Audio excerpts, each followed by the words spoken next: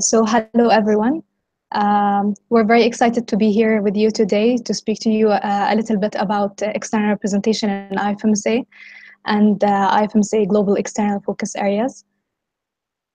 We will be here with you today, me, myself, the Vice President for External Affairs, Batul, and 6 amazing liaison officers. We're going to start, we have with us here today Amin, the liaison officer to the World Health Organization.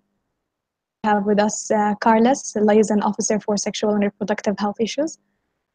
And we have with us Jonna, a liaison officer to student organizations. Rina, liaison officer for medical education issues. And Michael, liaison officer for human rights and peace issues. And Sana, liaison officer for public health issues. So this is an introduction about the external team who work on external representation and the global external focus areas in IFMSA. And through this webinar today, we will give you a short introduction and updates about the work we do and the areas we focus on in external representation. And we will take each GEFA with the liaison officer who is responsible for it, and we'll give you updates and information about these GEFAs. So starting with IFMSA Global External Focus Areas. For the ones who don't know what are the global external focus areas in IFMSA, they are a group of focus areas and overarching concepts that we decided to focus our work on in external representation. Health is a huge field with many opportunities for IFMSA to work on, and we need to find a focus for us in order to measure our impact and to have a meaning for our efforts. So we decided to list down important focus areas that we want to focus on in our work in external representation, and we call them the global external focus areas. They are global because they are related to the global processes and the global problems that we are facing nowadays around the globe, and they are external because they are mainly related to the work of external representation we do in IFMSA. So the main goal to have them is to have a streamlined and strategic approach, and to have a way to measure our impact and our efforts in external representation. And the current GEFAs, they resulted from a huge consultation process which was done throughout the past year. And to give you a bit of a background about the GEFAs, the first time we started using GEFAs in IFMSA were in August meeting 2016, when we adopted the GEFAs for the last term, 2016-2017. And they were as well 10 focus areas and overarching concepts, which were based on consultations with NMOs, our external partners, sponsors, stakeholders, and as well consultation with the people who are working on external representation, who suggested these areas according to what they saw is important to work on at an international level and at a global level. And then as a result of working on them last year, and they proved to be a successful way of working on external representation, we suggested again having global external focus areas for this term as well, and the proposal was finalized during the last term. So when we started this term, we started working with the GEFAs in accordance to what we saw was beneficial to continue with or to complete working on during this term. And the process, so currently we have 10 global external focus areas, and they are divided into 7 focus areas, which are, you can see them here on the screen. We're not going to go over them right now because each officer, each liaison officer will be speaking about them. But we have 7 focus areas, which are specific areas that are related to specific fields. So they are related mainly to committees, and they are related to specific global health issues that we are working on. And parts which are out of the 10, which are the overarching concepts, which are related to many areas, and they connect many areas of our work. So they are not related to a specific person's work or a specific committee, but mainly to our overall work in IFMSA. So how do we work with the GEFAs, and how do we make sure that we measure our impact, and we set the right goals, and what are the areas that we want to work on in the GEFAs? So at the beginning of the year, the liaison officers and the VPE, they work together to set the goals, the actions, and the indicators for each GEFA. And the goals is a general outcome that we wanted to be reached by the end of this term. And then the actions, what are the actions that can be taken to ensure that this goal is being reached by the end of the term, and the indicators, and they are a group of quality measure values, or certain things that ensure that the goal is fulfilled. And we made a huge spreadsheet in which we wrote down all the work, all the actions and the goals, the indicators that we wanted to work on throughout the term, in order, for example, by the end of the term, to measure how many of these indicators we were able to achieve or to reach by the end of this term. So we can measure the impact of these GEFAs throughout the year. And each liaison officer and each person in the external team is responsible for one of these GEFAs, and they are responsible for deciding what are the goals, the actions, and the indicators in these areas. And it's not based on what purely they think on their own. We run a consultation process with the team of officials on what they think the important goals to be tackled this year. We as well are running a consultation process with the NMOs to see what they think we should also focus, or if these goals are enough, or if they want us to add more goals to these GEFAs. Who is involved mainly in working on the GEFAs? So as I said, the vice president for external affairs, the liaison officers, are mainly the people who are working or tracking the work on these GEFAs, and putting their goals and actions, and working on ensuring the indicators are fulfilled by the end of this year. But also, they are not the only people who are contributing to the GEFAs. We have the regional directors as well, because they also work on external representation. We have the United Nations Task Force, because their work is also related to one of the to some of the GEFAs we work on. We have the program coordinators, because this year we are working on a common goal for all of us, that we want to bridge internal and external efforts. So by the end of this year, we do not want only to have global external focus areas. We want to have global focus areas for IFMSA, to bridge both internal and external efforts. So whenever we go to meetings, whenever we do external work, we show, or we outshow what we have in our programs, and we present the data we have in our, or the work our NMOs do in these programs. The NMOs, because NMOs are as well involved. They are involved in the consultation process. They send delegations to external meetings, and they participate through input process before each external meeting to what should be tackled in relation to the GEFAs and so on. And of course, IFMSA members through the workshops, which are targeted in external representation in relation to the GEFAs, and the capacity building in relation to the GEFAs, their participation in high-level meetings. So this was a short introduction about the GEFAs, how we came up with them, and what we are doing right now.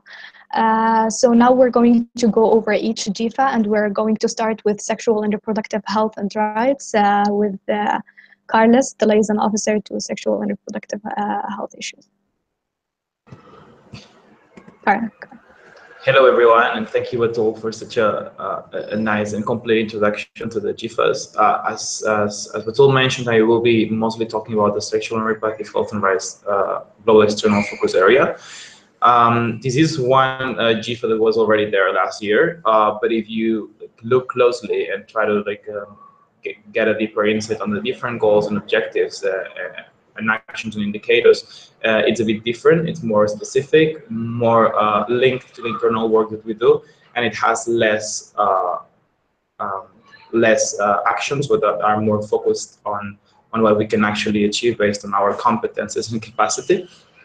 So the four main, I would say, the four main goals within the GEFA are that IFMSA remains a relevant stakeholder and expands its involvement in the HIV response as a youth-led organization. And that is achieved through different actions. I'm going to briefly mention them all, but you can get a deeper insight on each one of them if you like I was mentioning, look into the spreadsheet. But as you may know, we approved and signed a memorandum of understanding recently with 3 different youth-led organizations that represent young people populations. One of them being the Global Network of Young People Living with HIV, and that will be one of our main focuses related to the first goal, with different actions that will be financially supported by UNAIDS. So stay tuned in the SCORA, different SCORA communication channels, because there will be some calls that we will open to create small working groups or small groups of contributors in certain actions that will serve to advance this MOU. The second main point will be to keep leading as a youth-led organization in the PACT. The PACT is a coalition of youth-led organizations that work in SRHR and towards advancing the HIV response. This group is co-chaired by UNAIDS, which also provides us with a really nice link with this side of the UN that works exclusively on the HIV and AIDS response. And we have some news happening as well, as you may have seen in this for communication channels. We have a new call that opened to be part of the Amsterdam Youth Force that will be kind of enhancing the participation of youth in the AIDS 2018 conference. And that is also included within our GEFA, because we will want to make sure that youth are present in every level of the HIV response. And we will still also try to participate and advocate and be invited in the relevant external meetings and different events that may help us network and also showcase our advancement in the HIV response. The second main goal is that IFMSA remains an active advocate for access to safe and legal abortion, and that we also acknowledge it as an essential part of SRHR. This doesn't come as something new. You like the people that have been in IFMSA for a bit may be already familiar with the collaboration that we have with IPAS, which is an organization that works in favor of access to safe and legal abortion. And we want to keep this a priority as well. So we will be hosting different training events during regional meetings, during one of the general assemblies, and we're also trying to promote a bit animal hosted events. So in either in the form of an SRT or a separate training that can also help build our capacity and strengthen it even more than we already have in the field of access to safe abortion. And then also lead in that sense in different advocacy spaces or high-level meetings, such as the Commission on the Status of Women, to bring forward and show the work that we do on access to safe abortion, and also make sure that as an NGO we defend that this topic is put as a big priority at all levels. We also want to remain at the forefront of adolescent health movement. And we have 2 main partners that we engage in that sense. One is the Partnership for Maternal, Newborn, and Child Health, in which, for which we are part of the Adolescent and Youth Constituency, having a leading role. And they also offer IFMSA with a good platform to actually be present in different events or send delegations to different meetings and advocate for the health of all adolescents. From an interesting, meaningful youth and adolescent participation perspective that, as you will see later on, it's one of our overarching concepts. So it kind of aligns really well with what we work on transversally. And the last goal is that IFMSA enhances its involvement and collaborations in the field of diverse sexual orientation, gender identity, and gender expression. This is something that was kind of something that we didn't fully complete last year, and that's why it's still there in this year's SRHR GEFA. And we basically want to improve and get more collaborations in the field of diverse sexual orientation, diverse gender identity, diverse gender expression.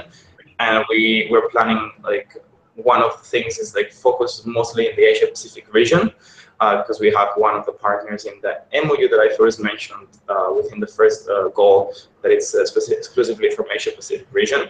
But then we also want to try to get more international or regional partners in this field in kind of like enhance or get a bit better in terms of advocacy in this particular topic. That would be all from my side. If you have any questions, you can always contact me. I'm always available. Thank you. Thank you, Carlos. Carlos reminded me that you can ask questions through the YouTube link. You can add comments or on the live chat, and we will answer these questions and we will receive comments by the end of the webinar. And now we have Michael, the liaison officer for human rights and peace issues, who will be speaking to you about the next two GEFAs. Thank you, Batul and Carlos, for your contributions. And let's dive into Humanitarian Action GEFA.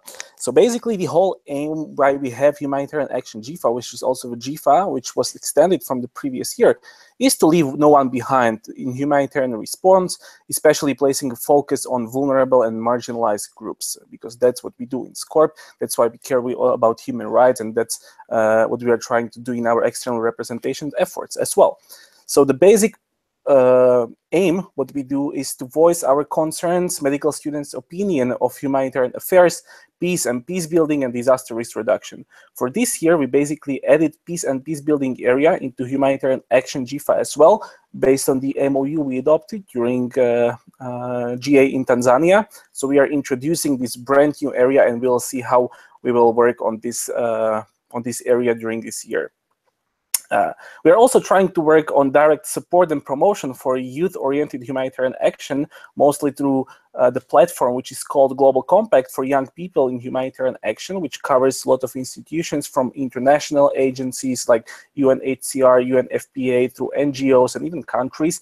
And we are trying to also showcase IFMSA work there and make the other organizations promote our work as well. Another focus field is capacity building in disaster medicine and protection of health services. Maybe you heard about our initiative training disaster medicine trainers, which we do in collaboration with CRIMEDIM, which is a research institution on disaster medicine. And this will continue. We will organize the 4th edition in collaboration with another new external partner during the next year. And we are also trying to work on the protection of health services capacity building with ICRC and their project Healthcare in Danger. So stay tuned for this news coming really soon. The next aim is to provide IFMSA members and you with opportunities to collaborate and interact with our external partners, mostly through external meetings and delegations, but also by inviting our external partners to our events, be it regional meetings, general assemblies, or even sub-regional trainings. So in case you are in the organizing committee of one of such events, don't feel just reach out to us, and we'll try to do our best to facilitate this direct connection of external speakers and external partners with our members on the ground, because this is really important to talk to them, to really understand how does it look like in the field, and to facilitate that experience to our members. We will also work during this year on development and resources sharing with our members to provide you with materials and generally benefits you can use in your national member organizations and local committees, because we are also trying to bring that knowledge which is created by an external world back to our members, because this is also one of the basic things why IFMSA exists, to boost the knowledge, to boost the experience, and to empower our members to take local action. Regarding humanitarian action in SCORP field, we do not have many external meetings usually, and when we do external meetings, the attendance is usually limited, but we are still trying to do our best to provide as many delegation spots as possible. So just stay tuned for calls for external meetings, and these will reach to you through social media, SCORP email servers, and other means of communication we are using. I think this is all for the humanitarian action right now. If you would like to know more about this area, just come to the webinar we are planning to organize in April, and you will receive more information about that in a few minutes from Katerina. So jumping on to Refugees and Migrants' Rights and Health GEFA, which is also a GEFA which was extended from the previous year, especially due to one international United Nations process, which is called well, it's creation of two international documents called Global Compacts. One is on safe, orderly, and regular migration. The second one is on refugees. And what IFMSA is trying to do in relation to this international process is to do joint advocacy with other organizations, especially for enhanced migrants and refugees' health in these two documents, because the health agenda is not very well incorporated into these drafts of two documents. So we are trying to work in this field. Recently, IFMSA was also elected as the global focal point in UN Major Group for Children and Youth on migration. So we'll try to also use these links to get closer into the UN processes related to this GEFA. We are trying to provide as bigger experience for medical students as possible through internships, mostly through UNRWA, which is United Nations Reliefs and Works Agency for Palestinian refugees. And we are trying to also reach out to other partners and organize internships for IFMSA members to provide them with the possibility to work directly on the ground with refugees and to enhance their knowledge about the actual work which is being done in this field in many countries around the world. We are also trying to bring the knowledge closer to our members through capacity building workshops organized on margins of our regional meetings and general assemblies. So let's hope regional meetings will ask, especially for the refugees and migrants' health and rights capacity building, and then we can tailor the best workshop for this particular region. Because as you may know, the issues refugees and migrants face in different regions are basically from various nature. So the same workshop which is being conducted in Africa might not be so relevant for the specific context of Asia-Pacific region. We are also trying to start to work on the initiative called Medical Education for Refugees in collaboration with SCOME and the World Federation for Medical Education and AMI. With the basic idea is to grant refugee medical students, which were formerly studying medicine in their countries, studying places in the universities, especially in Europe, but also all around the globe. So this is something we are trying to run and start, and we will continue to work on that throughout the year. And what is, I would say, the biggest problem right now in this area for IFMSA is that we miss the actual data on what we are doing in our NMOs in the field. So we'll be also working on internal data collection, perhaps the creation of a specific program on refugees and migrants' rights and health, because the first question we usually get when attending external meeting is that, yes, our policies are nice and important, but what are actually IFMSA NMOs doing in the field? And we'll have to answer this question by improved data surveillance and data collection mechanisms during this year. When it comes to external meetings in regards to this area, there will be some, especially in the second half of this term. So again, pay close attention to the calls and don't let this opportunity slip through your fingers. And I'm looking forward to working with you during the year. And I think that's all also for this GEFA from my side. Thank you very much. Thank you, Michael. Yes. And now we're going to speak about some GEFAs related to public health.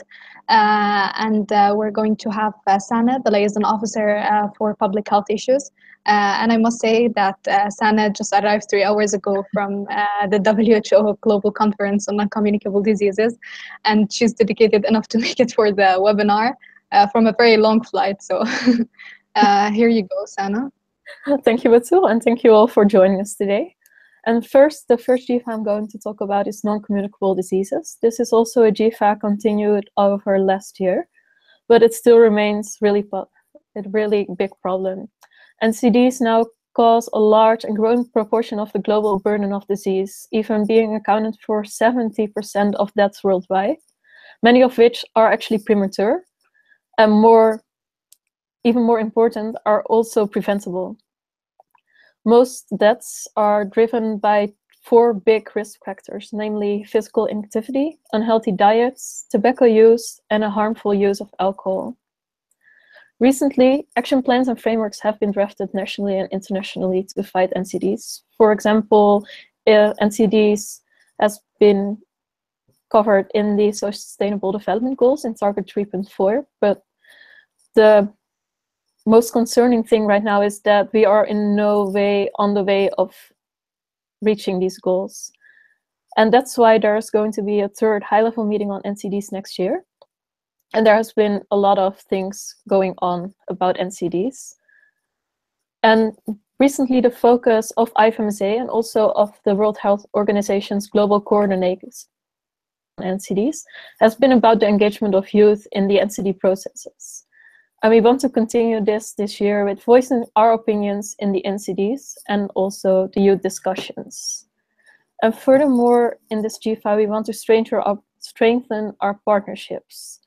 For now, we mostly have been working on a quite ad hoc basis instead of doing a real nice strategy. And with the high-level meeting coming up, it would be nice to have a really strategy and try to enhance each other's efforts with our partners. And second, we want to support and encourage national efforts.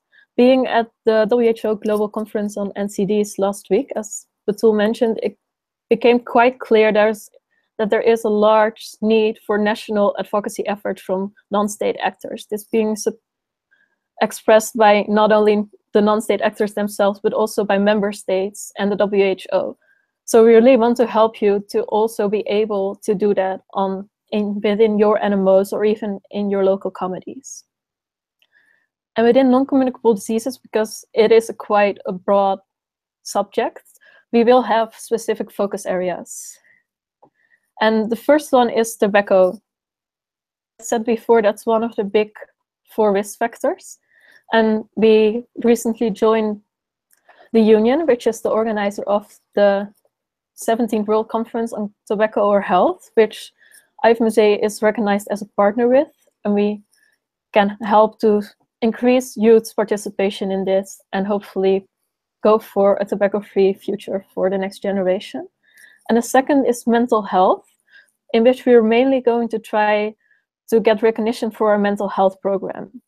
So the program in which you enroll all your data, and hopefully we can get recognition for your data on an international level. So as Marco said before, we can do nothing without you enrolling your activities, so please do.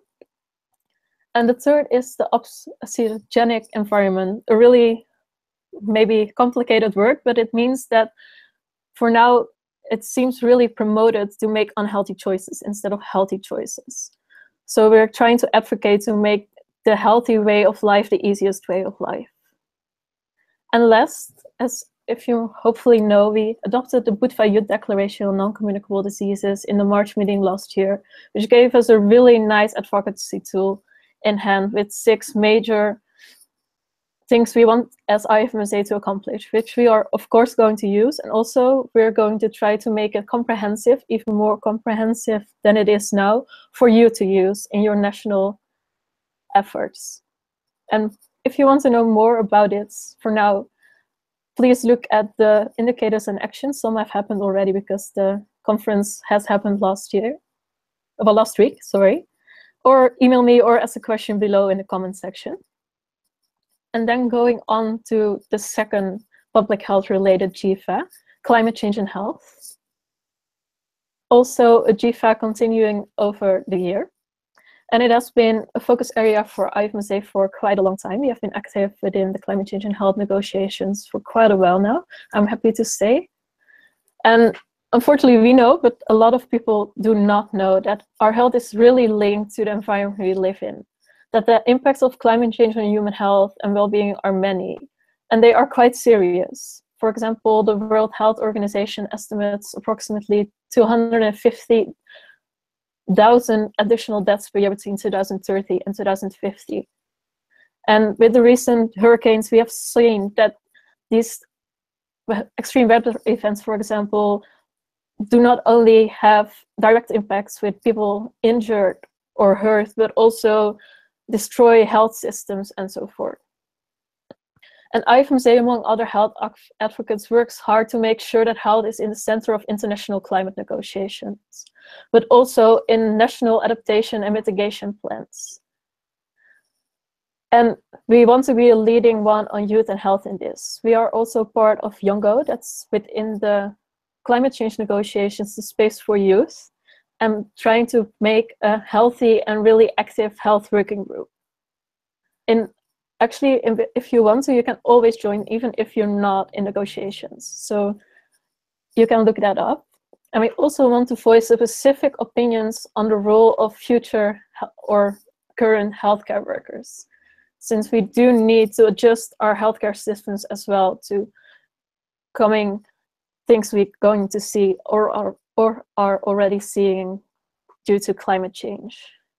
And what we really want to do here as well as in non-communicable diseases and other GEFAs is to showcase your activities and use our data that we are doing as IFMSA to promote, but also ask for things. Also, to give you the opportunity to do so, we want to provide you with opportunities, not only capacity building, for which our training manual, Climate Change and Health, is really helpful, but also by attending external meetings and helping you with a lot else. For example, climate change in medical curricula. For now, unfortunately, we see not a lot of being taught about climate change in our curricula. And we want to try to change that also in line with the SCOF strategic goals for the coming 3 years. And we want to identify the best practices therein and how we can help our members advocate on a national level, but also what we can do on an international level. And kind of related to that, how we can make sure that hospitals are going to be sustainable and universities as well, trying to start there, in which we are all living in and working in. And the biggest climate change conference is coming up, the COP23. It's going to happen in 2 weeks. So unfortunately, the delegation has already been selected, but you can still give input to everything, which is the call for input is going to be out really soon. So please keep that in mind. And we're also going to have a webinar there from now. So if you're interested, please join for that. Ask questions below or send me an email.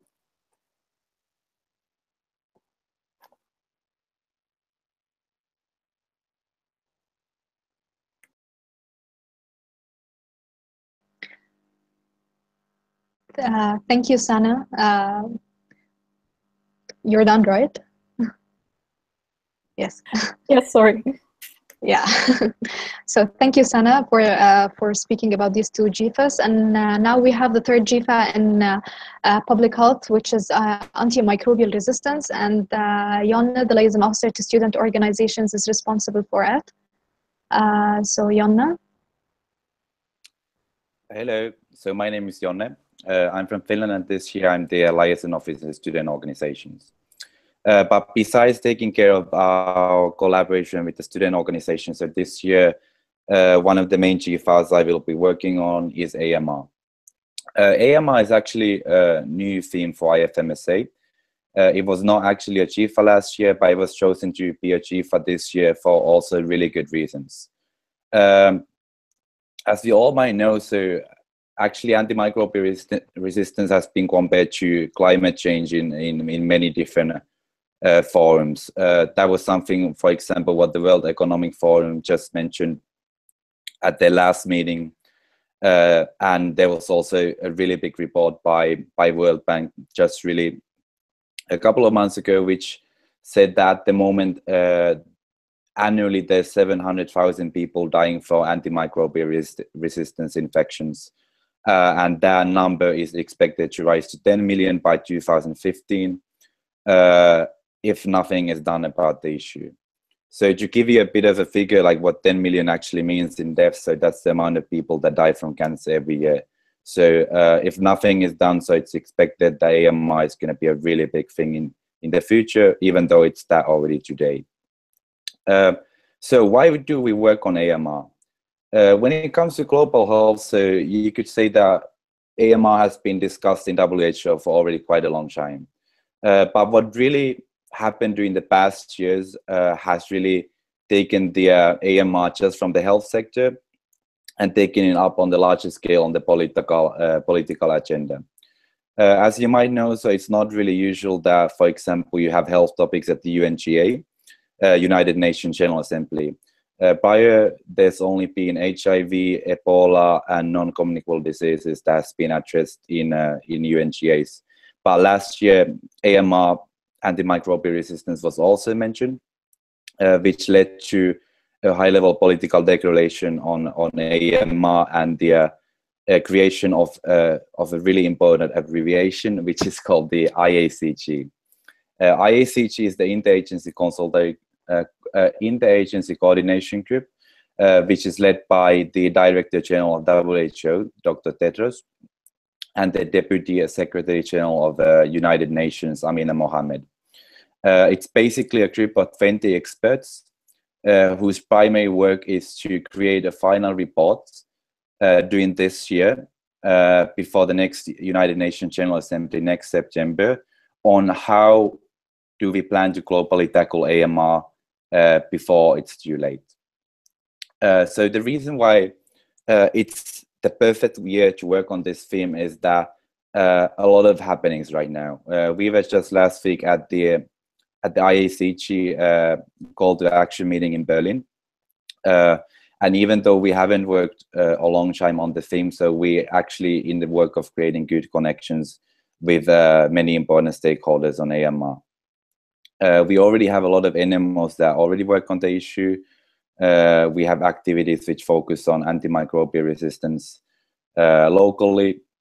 And that's also something which many of their global partners are interested in. So I definitely see as a really good year to work on AMR and do really important advocacy work now that we're still in the preparation of the big documents on AMR. Because this final report, once it's going to be published at the UNGA next year, will probably be the main document leading the global discussion on AMR for at least 5 years to come. If you have any more questions, well, obviously I'm here to answer these questions to them. And then I'm also going to share a blog text on the comments if you're interested in the topic and what we've done recently on AMR in IFMSA. But that's all. Thank you. Thank you, Jonna. And now we have Katarina. Katarina will be speaking to you about social accountability in medical schools, which is now the last focus area within the global external focus areas. And then she will be speaking to you about transformative learning, which is the first overarching concept we have. So, hi, everyone. Thank you for joining. So I'll briefly introduce you to the social accountability in medical schools, GEFA, and what to plan to do this year. Now, if you're new, well, social accountability in medical schools was also a GEFA last year, and IFMSA managed to actually be very involved in an international level, and we have produced a lot of achievements. And this year, we aim to continue the good work that was done and even further it and advance it. Now, when we talk about social accountability, what we mean is education that it is designed to actually respond and cater to the needs of the community that it is supposed to serve. So it's not as complicated as it may sound, at least in theory. Now, for this year, we have two main broader goals and several specific actions therein. Our main goal is to continue being a leading force in the international area of social accountability and ensure that we advocate as much as we possibly can to ensure that the medical schools all around the world in every region are socially accountable, or at least they work towards that direction. Now, for our specific actions that we plan to take this year, let me at first introduce you to the two main partners that we're working with. So we have two main organizations who are very heavily involved also in social accountability, and it's the core of their work. We have the Network Towards Unity for Health, sorted as the Network TOUGH, and we also have the NET, the Training for Health Equity Network. So it's quite easy to remember because they're both sort of the network. Their name is very similar, but their work is different. Now, for this year, we want to continue the good collaboration we have had with them and to focus a lot also on capacity building. And I want to start by mentioning the main goals that we have about the social accountability, looking at the capacity building. In case you haven't seen it, IFMSA worked in collaboration with the NET and WONCA last year to create a document called the Social Accountability Toolkit that contains all of the information that we as students and as young advocates need in order to convince and pressure in a good way our schools to be more socially accountable. And you can also find it in the IFMSA page. Now, this year what we want to do is to promote the social accountability toolkit and make sure that NMOs are using it and try to collect data from it, because one of the main purposes of it was to collect the data. Now, this year, we want to collect preliminary data, of course, because it's the first year of implementation, and then use this information for our advocacy and for our policy development. This year, we will also propose in the March meeting the social accountability policy statement that was withdrawn in the August meeting. So stay tuned for that, because we will go through several rounds of actually input. We want to ensure that we have representative policy making. And also, we are planning to work with those two of our main externals on creating a workshop specifically around social accountability and what we as students can do that would also be thematically related to the social accountability toolkit. A very important point that I want to stress is that this year we will also be co-organizing the Network Tough conference that's going to be in August in Limerick, and we are currently in the discussion process, so action has not taken place as of yet, but there will be a call at some point, and please stay tuned for that, for student delegates from IFMSA. And in case anyone was last year in Tunisia, the World Summit on Social Accountability, this is sort of the follow-up to that meeting. And we also want to broaden our perspective, because when we talk about social accountability, we also need to talk about the community. Those two are interconnected. So one of the major goals is to bring the patient's perspective back into medical education and resume our collaboration with IAPO. In case you don't know, IAPO is the International Alliance of Patients Organization, and see how we can ensure that medical curricula are designed around patient-centered healthcare. Now, these are our main goals in the area. In short, if you have any questions, feel free to ask me in the chat or approach me at any moment. And now, moving on to a new concept, at least for medical education, transformative learning. Well, transformative learning is actually not something new, but it's new to IFMSA. When we talk about transformative learning, we're talking about an educational process that is empowering and creates change-making agents. So we're not just creating doctors who know all about anatomy and internal medicine, but we're creating strong citizens of the world who are here to produce change for the better. IFMSA is not new to this game. It's basically what we've done throughout the years, what we aim to do through capacity building, what literally every standing committee is also trying to achieve through its own actions. This year, we're organizing it and we're focusing on it more specifically with several goals. Now, because it's quite a broad topic, as you've understood, we're trying to break it down to more specific sub-themes, and it's mainly four. Again, being global leaders, as we have managed to do all these years, and I'm actually enhancing this, advocating for high-quality medical education, both in presence, and by presence we mean being in meetings and advocating actively to important stakeholders, and in policy. Recognizing exchanges, the role of exchanges in global health education, because that's basically the role that the exchanges have. It is a transformative learning experience. It's maybe even the pinnacle of transformative learning experiences. And also another main area that we are focusing on is open access, open data, and open education resources, and utilizing our newly adopted policy in the August meeting. As you see on the slide, the three of our major externals in this area are the World Federation for Medical Education, AMI, the Association for Medical Education in Europe, and OpenCon, which we will be represented in actually less than 1 month, in 20 days in Berlin. Now, I want to stress that we have a lot of opportunities with these partners, and there will actually be a lot of information given throughout the course of the year, but also, if in case anyone hasn't heard about it, we're working on we're part of the student task force for AMI, and which is also quite a big part of this GEFA, as we're going to try to do impact assessment this year for all of the student task force members and produce the results by the end, hopefully by the end of this term, if we manage it. And also we have the WFM internships, which are ongoing, and I just wanted to mention, because that's sort of shameless advertising, but I kind of had to, and they're ongoing. So these are just two of the many ways that you can actually be involved actively in transformative learning in IFMSA. But if you have any questions, and because I don't want to speak too many details right now, do approach me on Facebook or email.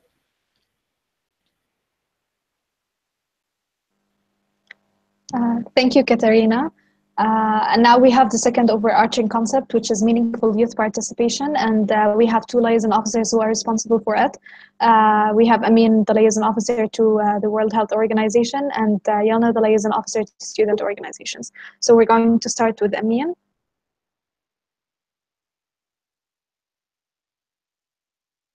Amin, are you? Thank you, Batul. Yes. Okay, you can hear me. All right, it's my pleasure to present the first part of the meaningful youth participation overarching concept. So basically, our objective while working with the World Health Organization is to make sure our voice counts, so that IFMSA and generally speaking, medical students are considered as a reliable partner, as someone that can be listened to, and someone that can influence global health policies. So the first good thing that comes with our position at the World Health Organization is that we are in official relations, which means that IFMSA is recognized as the official representative of medical students at the WHO, which gives us quite a lot of privileges. And one of them is to represent medical students in global health decision makings. So we open calls for delegations that go to the executive board meeting in January, and that go to the World Health Assembly in May, and that go to the regional committee meetings in all the regions of WHO during the time these meetings are held. So that's the first good advantage we get. The second thing we work on is capacity building and external representation. So basically, one of the most prestigious events IFMSA holds every year is the Youth Pre-World Health Assembly Workshop, which is a 5-day capacity building workshop held in Geneva for 50 global health leaders. There are not only medical students attending, but we have also dental students, veterinary students, pharmaceutical students, and other students from other fields that join us there. And basically, it serves as a venue to train and build the capacity of these young people so that they can be 100% effective in raising their voice during the World Health Assembly. Moreover, one thing we're also very enthusiastic and motivated in doing is assisting organizations, youth organizations, in organizing WHO simulations worldwide. We've been helping many organizations all over the world. We had WHO simulations organized in Taiwan. We had them organized in Canada. We had them organized in some other places. So this is a great initiative, because not all students can afford or can get the opportunity to go to those events we go to. So having a WHO simulation organized in your country is also a way to bring meaningful youth participation to you. Also, we give our input to WHO consultation campaigns and publications, and we participate in conferences worldwide. Examples have been given already previously, the NCDs, the Climate Change and Health, and many other global external focus areas. We work closely with the World Health Organization when we work on these GEFAs. So it's a very great partner we have in promoting not only meaningful youth participation, but all the other external focus areas. And finally, last but not least, we facilitate internships at the headquarters and in the regional offices. And this is an amazing opportunity that you can all benefit from. So if you're interested, do not hesitate to contact me by email, lwho@ifmsa.org, or to find me through any other media. I'll be happy to help you. Thank you. Thank you, Amin. And now, Yana. So to continue from what Amin said, so basically, meaningful youth participation is a really big concept. We heard in the world of global health and in general. So the way that the liaison officer, the student organization, works on this is through something which is called the World Health Students Alliance. As you might know, so IFMSA is definitely not the only World Federation of Students. One of our main partners that our main partners basically are IPSF, the Pharmaceutical Student Federation, IVSA, which is the Veterinary Student Association, and then YATS, which is the same for dental students. And together with this organization, we formed the World Health Students Alliance. What does this actually mean? Because when we go to external meetings, so sometimes just being there to represent medical students has very much its limits. So the reason why we have this collaboration is that when we can actually have a united opinion with all these different federations, we present a much bigger percentage of the future health professionals globally. So that's when people actually start listening to you. As many ways it can be done. World Health Student Alliance hasn't always been there. It's still a bit of a flexible concept, but what we do, to give you some example, is that we do have joint statements, for example, at the World Health Assembly, which Amin just mentioned, and other events. We also last year worked together on the Antimicrobial Resistance Awareness Week by having, and we can do other also joint campaigns and so on. It's an interesting field, and there's definitely a lot of potential in it. And definitely what I want to do this year is not just focus on what happens basically at the global level. What I also want to do is to bring the interaction that we have between these student organizations to more locally to our national member organization and also to our members.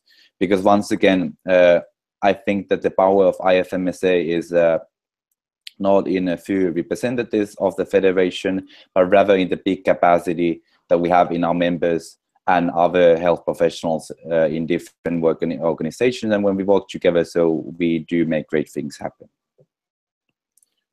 That's all. Thank you.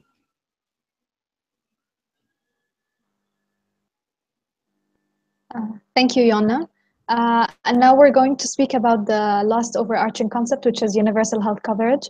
And in universal health coverage, we have so many people within the LOs are responsible for it. And I also take part in working on this GEFA as well. I will be working on it along with Sana and Katarina and Amin. So universal health coverage is about restructuring our societies and communities to become healthier and safer. And it's about ensuring good quality health services for communities and people regardless of the financial hardship. And being a leading youth organization and a student organization, especially medical students in the world, IFMSA should take an important part within UHC, as UHC right now is one of the main priorities in the world for governments and for high-level platforms, for NGOs, for the World Health Organization, and IFMSA should have it as one of its main priorities and contribute to it. So when it comes to universal health coverage, we have so many focuses within this GEFA, and that's why we have many responsible people working on it. And the main goals is to ensure IFMSA is a leading youth advocate in universal health coverage. IFMSA participates in many high-level meetings which discuss UHC, such as High-Level Political Forum, UNGA. So it is important that IFMSA, whenever we go there, we advocate for what we believe in universal health coverage, and we take a good advocacy role in these high-level meetings. And we collaborate with a lot of the other NGOs and partners who work in it. And we are already part of the UHC 2030 advocacy group, UHC Coalition. And we are working with a lot of important partners such as WONCA and many other partners when it comes to UHC. And the second thing is to ensure that our members have enough knowledge and capacity to work on UHC in their communities. So UHC is a topic that is going on and being discussed in a lot of places around the world, and it is one of the high priorities for health ministries right now. So it is important to equip our members with the knowledge they need regarding this. we are going to do this is that one of the theme events in March meeting 2018 in Egypt will be universal health coverage. And we will be having speakers who will be tackling this issue and helping medical students and helping our members to have an idea how to work on UHC in their communities. So it will be one of the theme events being tackled in March meeting 2018. And also IFMSA to remain an active advocate and stakeholder in human resources for health and sustainable health workforce. So as you know, IFMSA, human resources for health is an important area that we would like to focus on when it comes to UHC. It was one of our GEFAs last year, and this year it is included within the UHC. And IFMSA is taking an active role because we are co-organizing the Youth Forum, which is related to the 4th Global Forum on Human Resources for Health, which will be Dublin next month in November. So the WHO is having the 4th Global Forum on Human Resources for Health, and we will be doing the Youth Forum, which is a day preceding the forum in Dublin, along with many other NGOs and youth organizations. And Amin and myself are working on it. There will be a youth declaration related to human resources for health. And the IFMSA has worked on part of this youth declaration, and we will be promoting it for many youth organizations in the upcoming period. And of course, we will be sharing it with you, so you can have input, and you can give input, and you can see what we are calling for action in this youth declaration, which will be presented in the forum. And also we have Katerina working on human resources for health as well, and she will be trying this year to the goal will be to develop guidelines for medical schools how to include the human resources for health within the curricula, and also to have a policy for human resources for health. It is important that IFMSA adopts a policy in this area, so we will be Katerina will be leading the process in relation to this.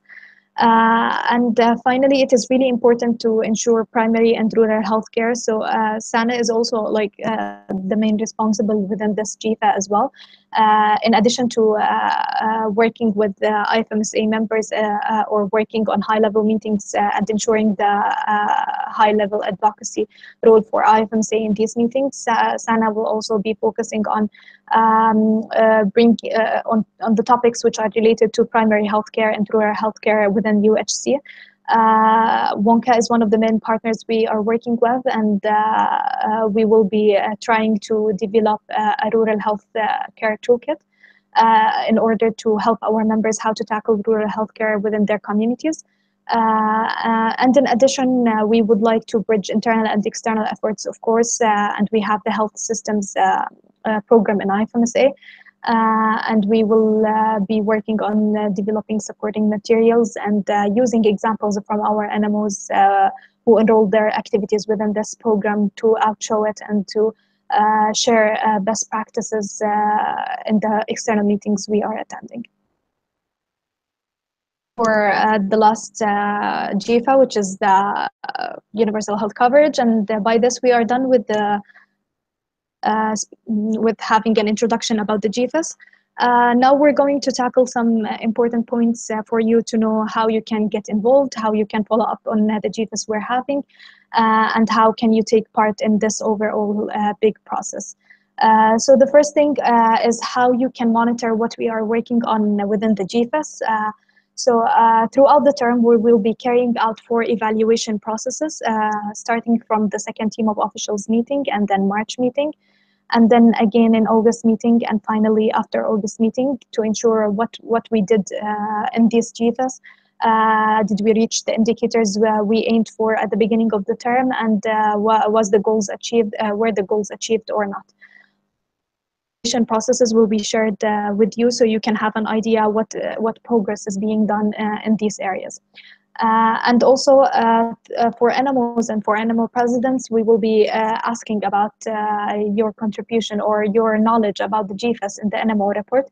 So it will be great if you can answer the questions so we can measure how much our members know about the GEFAs or work on the GEFAs within their own countries. In addition, each month we will be sharing you reports reports for external meetings. So each month there will be a monthly update about external representation in IFMSA, including what GEFAs have been tackled this month, what external meetings have we attended, and the reports for each external meeting. So if you would like to have an idea what we are doing or what meetings are we attending, what meetings our members are attending as well, you can have a look at these reports each month.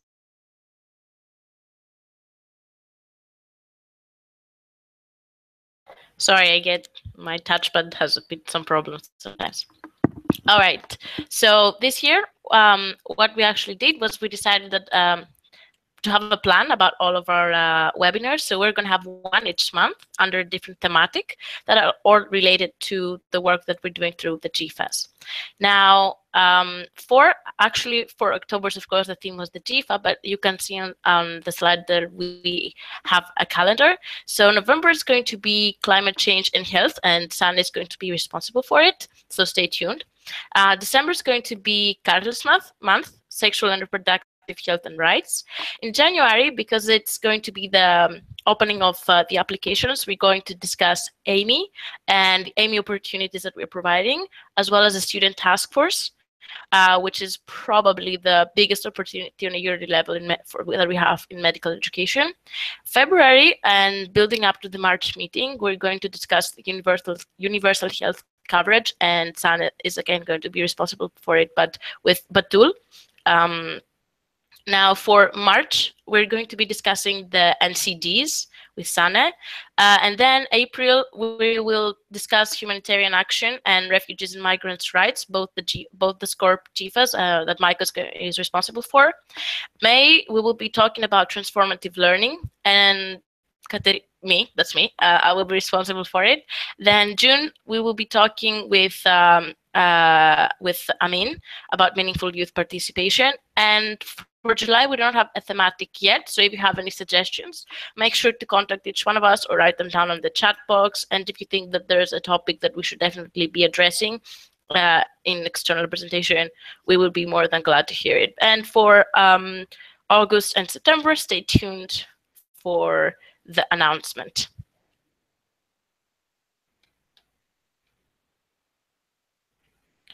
So yeah, I guess that's it from me.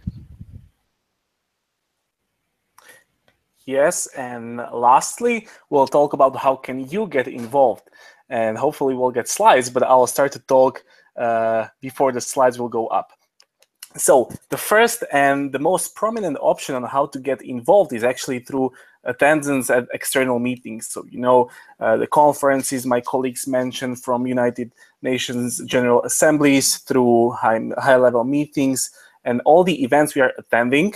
Calls for delegations are usually announced through social media. We have through Facebook groups, through official IFMSA Facebook and even Instagram. So just pay a close attention to these announcements and just don't let these opportunities to slip through your fingers. The second option on how to get involved is actually by following our external meetings calendars.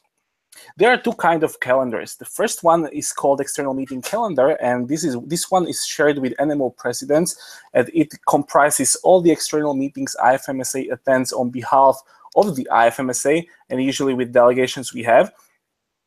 And the second calendar is actually for you. It's called regional external meeting calendars. And this one was shared recently with regional directors and regional teams. And in a few days, it will be shared with you, all the members. So you will see all the relevant external meetings for a regional level, even for sub-regional levels. So for example, when something is not relevant for the IFMSA, it doesn't have that global nature we are looking for, but it might be really relevant for the local committees, national committees, or even sub-regional groups of NMOs. So pay close attention to these two calendars and follow our online media. The third option is to actually attend workshops which are related to our GEFAs. We are organizing many workshops on the margins of regional meetings and general assemblies.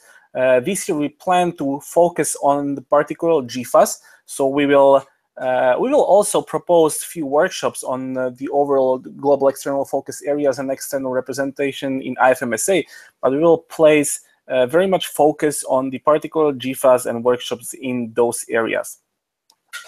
The next one goes out especially for national officers, and it's by filling out the NMO report before the General Assembly and follow up on these updates. By filling this report, you can actually report on NMO's features on external representation and your own policy work, and then you can follow up with liaison officers to engage more, to improve, and to push forward the external representation in your NMO. And this is always a good opportunity. The next step is to help us to establish the global priorities for the next year, basically to create GEFAs for the upcoming term. There will be call out mostly in the second half of this term. You are invited and feel free to provide your opinion about the priorities of IFMSA regions and your NMOs. And lastly, just simply start the process of external representation in your NMO and reach out to the liaison officers to support you. Always here to support and to assist you in your efforts, so please do not hesitate to turn to us anytime you feel that we can be of any use for you. On the top of all these options, we are always trying to improve our direct connection with members, to facilitate information and knowledge of external representation, to ask for your direct input and opinions about IFMSA engagement in various international processes. And the same goes in NMO's participation in policy creation process. So especially in the period of few months before the GAs, you will see a lot of calls for policy creation groups, small working groups, on how to get actually engaged directly in the shaping and forming the opinion of the IFMSA, which is called policy document. This is done mostly through social